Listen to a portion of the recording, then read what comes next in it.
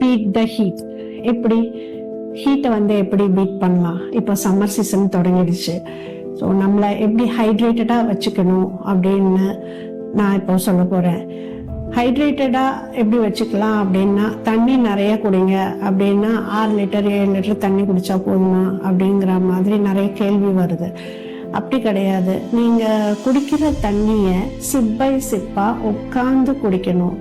அதே மாதிரி டெய்லி வந்து பல்லு தேய்க்கும் போது உங்களுடைய ஃபேஸ், அப்புறம் கழுத்து முன்பகுதி, அப்புறம் காதுடைய 2 சைடு காது எல்லாத்தையும் நல்லா வாஷ் பண்ணிக்கணும்.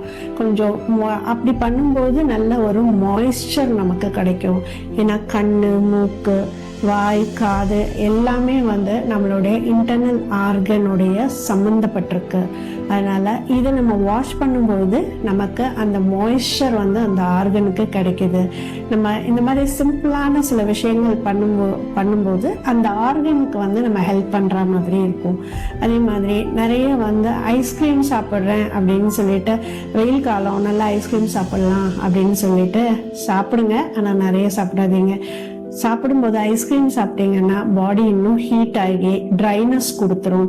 ஸோ ட்ரை காஃப் வரத்துக்கு நிறைய வாய்ப்பு இருக்கு. சளி பிடிக்கும். இது எதனால பிடிச்சது அப்படின்னே தெரியாது. அதனால ஹீட்டை வந்து பீட் பண்ணணும் அப்படின்னா நிறைய இளநீ குடிங்க. டெய்லி வந்து முடிஞ்சா தலைக்கு குளிங்க. வாரத்தில் 2 நாள் வந்து எண்ணெய் தேய்ச்சி தலைக்கு குளிக்கலாம். இந்த மாதிரி வந்து பல விஷயங்கள், சின்ன சின்ன விஷயங்கள் வந்து நீங்கள் பண்ணும்பொழுது உங்களால் இந்த சம்மரை ஈஸியாக ஹேண்டில் பண்ண முடியும்.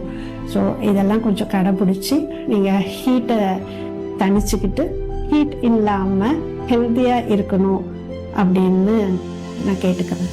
தேங்க்யூ.